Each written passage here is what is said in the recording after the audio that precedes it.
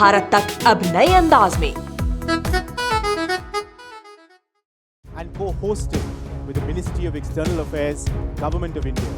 Global technology summit 2021 के एक interactive session में विदेश मंत्री एस जयशंकर ने कहा कि क्वाड खुले दिमाग और रचनात्मक दृष्टिकोण वाला एक बहुत ही समकालीन व्यवस्था है जिसने अलग अलग मुद्दों की समस्याओं को हल करने में बहुत प्रभावी ढंग से मदद की है।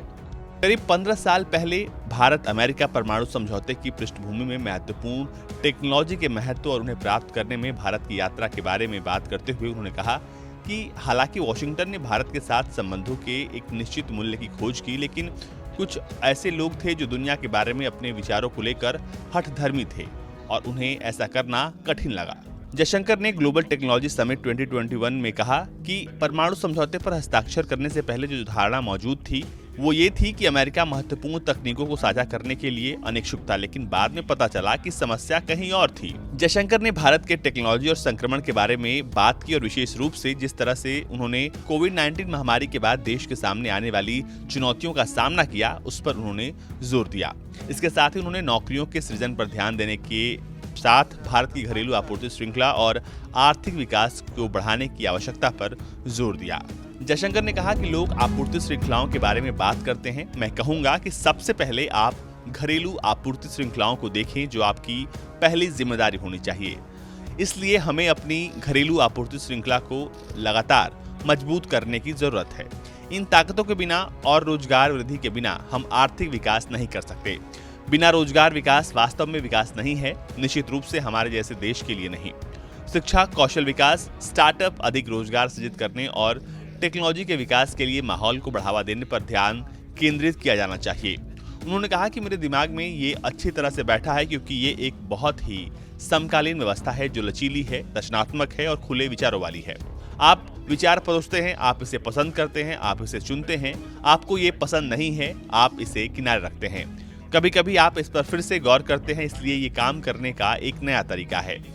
इसी सेशन में ब्रिटेन के प्रधानमंत्री बोरिस जॉनसन ने भी हिस्सा लिया और कहा कि भारत और ब्रिटेन ने स्वतंत्रता, उदारता और शांति के सिद्धांतों पर आधारित नए जमाने की टेक्नोलॉजी को दिशा देने में मदद की है। उन्होंने कहा कि ब्रिटेन और भारत 5G और दूरसंचार और ग्रीन टेक्नोलॉजी पर मिलकर साथ काम कर रहे हैं। सुनिए बोरिस जॉनसन ने क्या कुछ कहा। We know that huge advances await us with AI and quantum computing.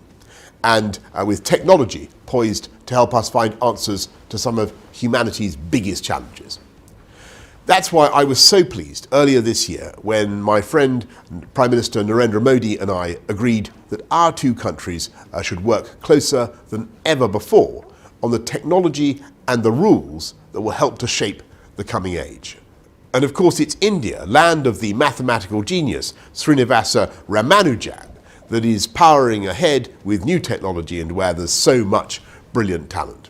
As for ourselves here in the UK, we're turbocharging our plans for Britain as a science and technology superpower. We're already a world-beating tech hub, attracting more investment than anywhere else in Europe, and we're one of only 3 countries worldwide with more than 100 unicorns, the other 2 being the US and China. So, with our shared culture of innovation and our entrepreneurial spirit, Britain and India are natural partners. Already, we're working together on many fantastic projects, from the UK-India partnership on 5G and telecoms to the UK startups who are working with Indian giants Tata Group and Godrej on the green technology that will help power our countries to net zero.